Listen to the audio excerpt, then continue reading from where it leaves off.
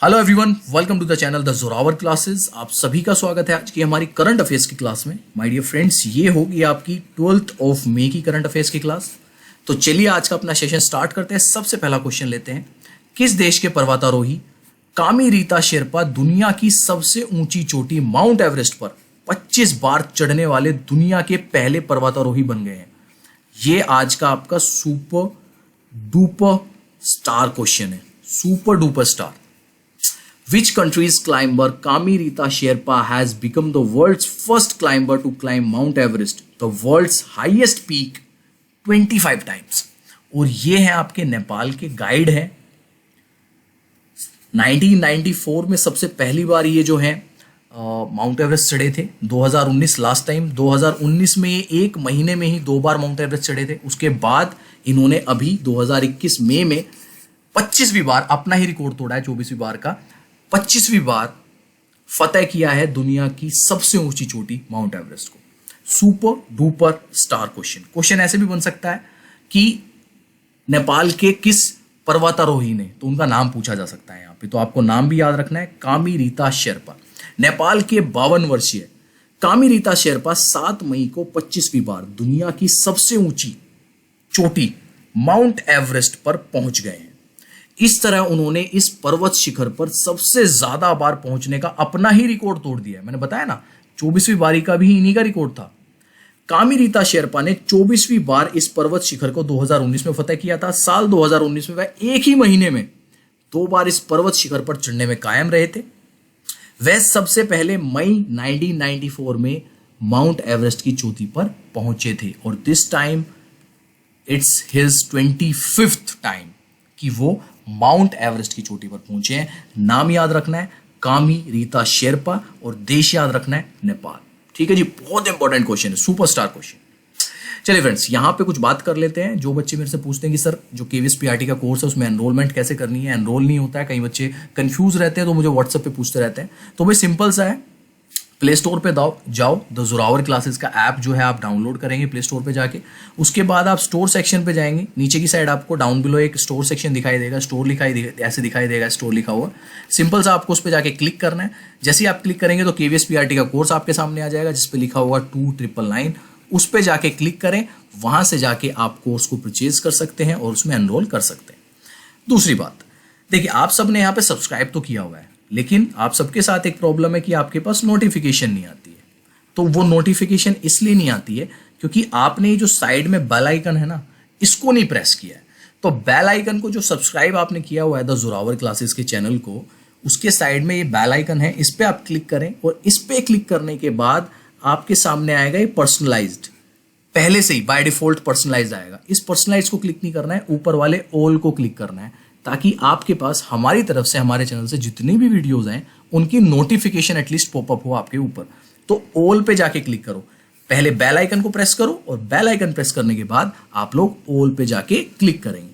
अगर आप हमारे साथ व्हाट्सएप के थ्रू जुड़ना चाहते हैं तो बहुत ही सिंपल है, 8638008832। आप इस नंबर से हमारे साथ व्हाट्सएप पे जुड़ सकते हैं। बाकी आप हमें फॉलो कर सकते हैं इंस्टाग्राम और टेलीग्राम पे भी, दोनों का लिंक आपको नीचे भी मिल जाएगा। और अगर आप डायरेक्ट भी डालेंगे ऐसे इंस्टाग्राम पे जाके _जोरावर_क्लासेस, तो भी आपके पास हमारा चैनल आ जाएगा। ठीक है जी, चलिए फ्रेंड्स नेक्स्ट क्वेश्चन लेते हैं, क्वेश्चन नंबर 2। क्वेश्चन नंबर 2 में यहां पे आपसे कहा गया है, हिमंत बिश्वा शर्मा को किस राज्य का मुख्यमंत्री नियुक्त किया गया है? आप लोगों को पता होगा कि मैंने कल आप लोगों के साथ डिस्कस किया था तमिलनाडु के जो नए मुख्यमंत्री बने हैं वो, और वेस्ट बंगाल की मुख्यमंत्री जो 3rd टाइम बनी है। शीला दीक्षित के बाद दूसरी ऐसी महिला जो भारत के इतिहास में लगातार तीसरी बार मुख्यमंत्री बनी है, और किसी राज्य की पहली, क्योंकि शीला दीक्षित जो है वो एक यूनियन टेरिटरी की रही है। तो ये सारी चीजें आपको ध्यान में रखनी है। Himanta Biswa Sarma has been appointed as a chief minister of which state, और ये आसाम के बने हैं। ठीक है जी, आसाम के पहली बार मुख्यमंत्री बने हैं। लास्ट टाइम ये विधायक रहे थे, 2016 में इन्होंने बीजेपी ज्वाइन की थी और 2001 से लेकर 2015 तक 3 बार ये विधायक रहे हैं कांग्रेस की तरफ से। लास्ट ईयर ही इन्होंने बीजेपी ज्वाइन की है। असम, लास्ट ईयर नहीं, लास्ट टेन्योर में असम में लगातार दूसरी बार बीजेपी के नेतृत्व में एनडीए की सरकार बनाने के पीछे हिमंत बिश्वा शर्मा की जबरदस्त मेहनत बताई जाती है। हिमंत बिश्वा शर्मा का जन्म 1 फरवरी 1969 को हुआ था। साल 2001 से 2015 तक ये जो है कांग्रेस के टिकट से आसाम के जलकुबारी निर्वाचन क्षेत्र से विधायक रहे हैं और 2016 मई में इन्होंने भारतीय जनता पार्टी के सदस्य के रूप में अपनी सदस्यता ली और उसके बाद पिछले टेन्योर में अपनी एज अ विधायक इन्होंने सेवाएं दी हैं। ठीक है, तो ध्यान रखना है आसाम के जो मुख्यमंत्री बने हैं उनका नाम है हिमंत बिस्वा शर्मा। आपके तमिलनाडु के जो मुख्यमंत्री हैं वो स्टैलिन है। आपकी वेस्ट बंगाल की मुख्यमंत्री जो हैं वो ममता बनर्जी, जो लगातार 3rd टाइम बनी। क्वेश्चन नंबर लेते हैं 3। हाल ही में किस राज्य सरकार ने साहित्य के लिए प्रदान किए जाने वाले मनोज दास अंतर्राष्ट्रीय साहित्य पुरस्कार को शुरू करने की घोषणा की है? स्टार क्वेश्चन है जी आपका।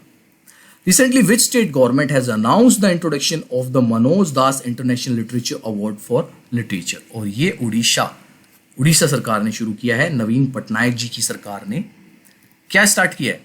मनोज दास अंतर्राष्ट्रीय साहित्य पुरस्कार। उड़ीसा सरकार ने साहित्य के लिए प्रदान किए जाने वाले मनोज दास अंतर्राष्ट्रीय साहित्य पुरस्कार को शुरू करने की घोषणा की है। यह पुरस्कार हर साल अंग्रेजी साहित्य में उनके रचनात्मक योगदान के लिए उड़ीसा के साहित्यकारों को दिया जाएगा।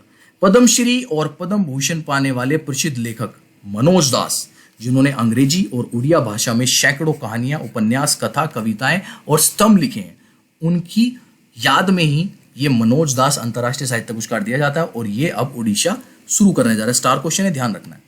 चलिए क्वेश्चन लेते हैं नेक्स्ट, क्वेश्चन नंबर 4।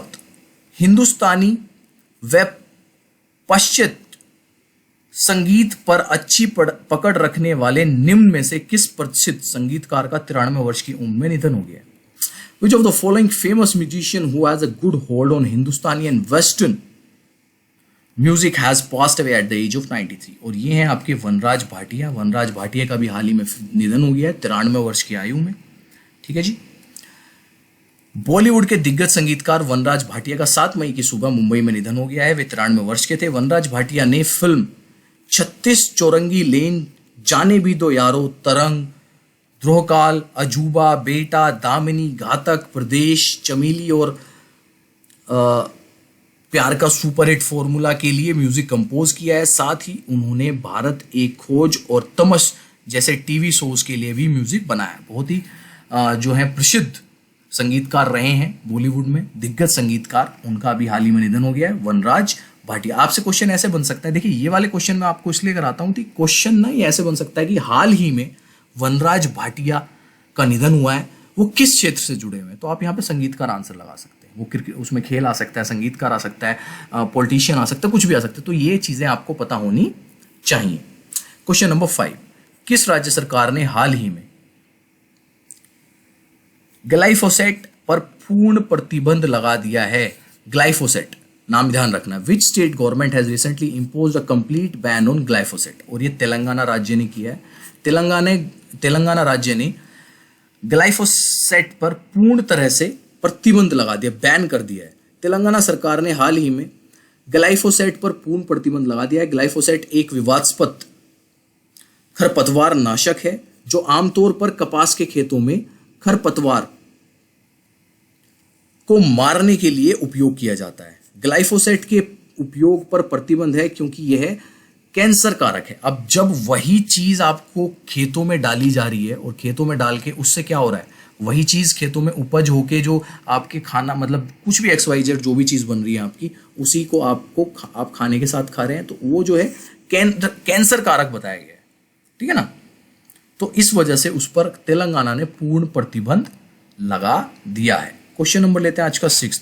निम्न में से किस अभिनेता को उनकी शॉर्ट फिल्म हैप्पी बर्थडे के लिए न्यूयॉर्क इंटरनेशनल फिल्म फेस्टिवल में सर्वश्रेष्ठ अभिनेता के अवार्ड से सम्मानित किया गया? Star question.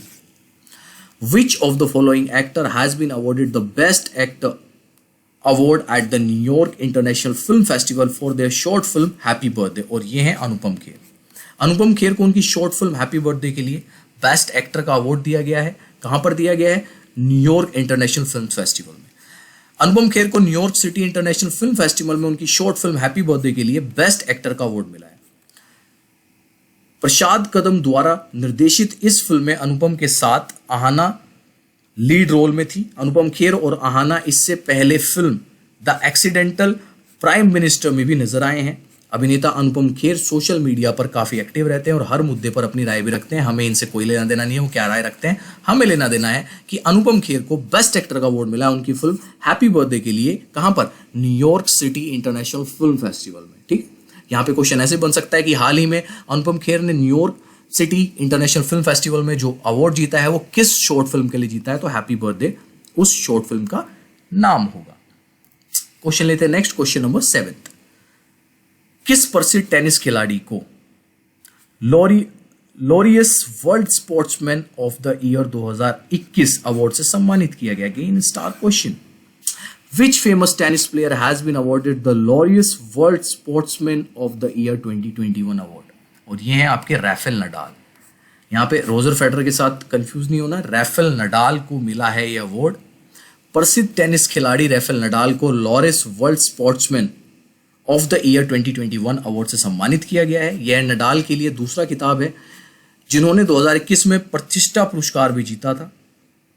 लॉरियस विश्व खेल पुरस्कार 2000 में पहली बार आयोजित किए गए थे। ये पुरस्कार 6 श्रेणियों में पुरुष और महिलाओं खिलाड़ियों को उन्हें सम्मान करने के लिए दिए जाते हैं। तो सिंपल सा नाम याद रखना है आपको, Laureus world sportsman of the year 2021 का अवार्ड किसको मिला है? राफेल नडाल, जो कि लॉन टेनिस खेलते हैं। क्वेश्चन नंबर 8, राष्ट्रीय प्रौद्योगिकी दिवस निम्न में से किस दिन मनाया जाता है? National technology day is celebrated on which of the following day? और ये मनाते हैं हम हर साल 11 मई को अपने देश में। ठीक है जी, चलिए नेक्स्ट इसकी एक्सप्लेनेशन ले लेते हैं। भारत में प्रत्येक साल 11 मई को राष्ट्रीय प्रौद्योगिकी दिवस नेशनल टेक्नोलॉजी डे के रूप में मनाया जाता है। यह दिन भारत की विज्ञान में दक्षता और प्रौद्योगिकी में विकास को दर्शाता है। इस दिन राष्ट्रीय गौरव के साथ साथ देश में अपने वैज्ञानिकों की उपलब्धियों को भी याद करता है।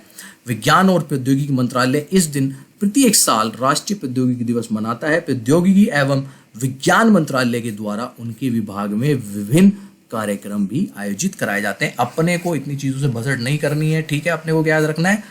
नेशनल टेक्नोलॉजी डे किस दिन मनाया जाता है? 11 मई को पूरे देश भर में। क्वेश्चन लेते हैं नेक्स्ट, क्वेश्चन नंबर 9। किस देश के फूड एंड ड्रग्स एडमिनिस्ट्रेशन ने 12 से 15 वर्ष की उम्र के किशोरों के लिए फाइजर की कोविड-19 वैक्सीन के आपातकालीन उपयोग को मंजूरी दे दी? ये भी स्टार क्वेश्चन है। कल मैंने आपको पढ़ाया था कि यही चीज जो है कनाडा ने की है और कनाडा के बाद अब ये चीज जो है अमेरिका ने भी कर दी है। अमेरिका ने भी मंजूरी दे दी कि जो फाइजर बायोनाइटेक्स जो उनकी वैक्सीन है वो 12 से 15 वर्ष के किशोरों को दी जा सकती है। अमेरिका के फूड एंड ड्रग्स एडमिनिस्ट्रेशन ने 12 से 15 वर्ष की उम्र के किशोरों के लिए फाइजर की कोविड-19 वैक्सीन के आपातकालीन प्रयोग को मंजूरी दे दी है। अमेरिका के राष्ट्रपति जो बाइडेन ने कहा है कि यह वायरस के खिलाफ हमारी लड़ाई में एक आशाजनक तरक्की है। उन्होंने राज्यों से यह वैक्सीन तुरंत उपलब्ध कराने को भी कहा है। ठीक है, कनाडा के बाद अमेरिका याद रखना है। आज का लास्ट क्वेश्चन ले लेते हैं, क्वेश्चन नंबर 10।